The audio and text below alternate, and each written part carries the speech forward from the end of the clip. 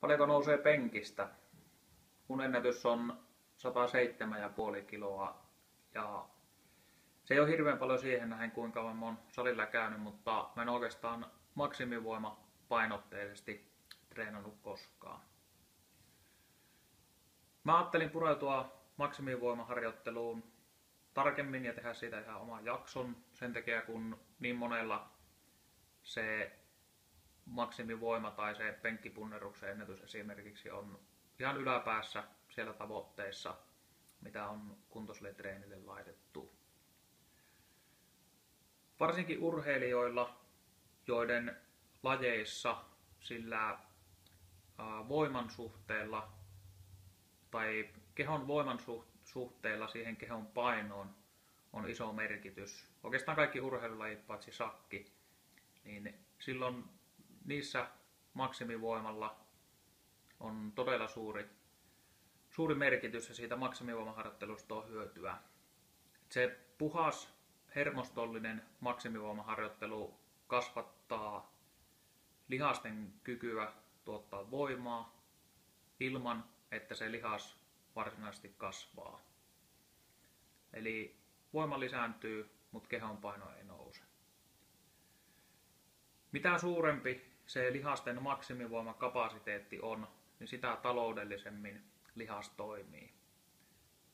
Et esimerkiksi jos vaikka sun ykköslaji olisi maratonjuoksu, niin sä hyödyt siitä maksimivoimaharjoittelusta. Et jos on kaksi juoksijaa, joilla molemmilla on sama kehonpaino, molemmilla on yhtä hyvä aerobinen kunto ja molemmilla on sama reideympärys, niin se kumpi kyykkää enemmän juoksee nopeammin. Jos nämä juoksijat juoksee samaa vauhtia, niin se kummalla on enempi sitä maksimivoimaa, eli sitä kapasiteettia, niin se käyttää vähemmän energiaa. Ja toisaalta, jos nämä kaksi juoksijaa käyttää saman verran energiaa siinä matka-aikana, niin se kummalla on parempi maksimivoimakapasiteetti ottaa pitempiä askelia. Koska sillä samalla energialla se saa enemmän tuotettua voimaa sieltä pakarasta, sieltä reisistä tai niistä lihaksista, millä se yksi askel tapahtuu. Eli samalla energialla tulee pitempi askel. Maksimivoima kasvaa, kun treenataan todella suurilla kuormilla ja silloin tietysti se sarjan pituus on lyhyt. Se on 1-6 toistoa, aina se yksi sarja.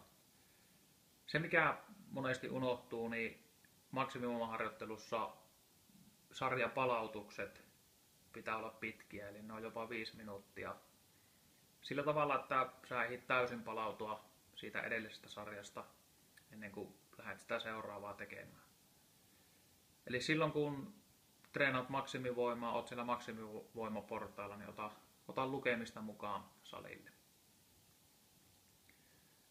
Jakson tekstisisällössä mä käyn läpi 2 erilaista menetelmää maksimivoimaharjoitteluun, eli maksimivoimaharjoittelu vakiosarjoilla ja maksimivoimaharjoittelu pyramidisarjoilla.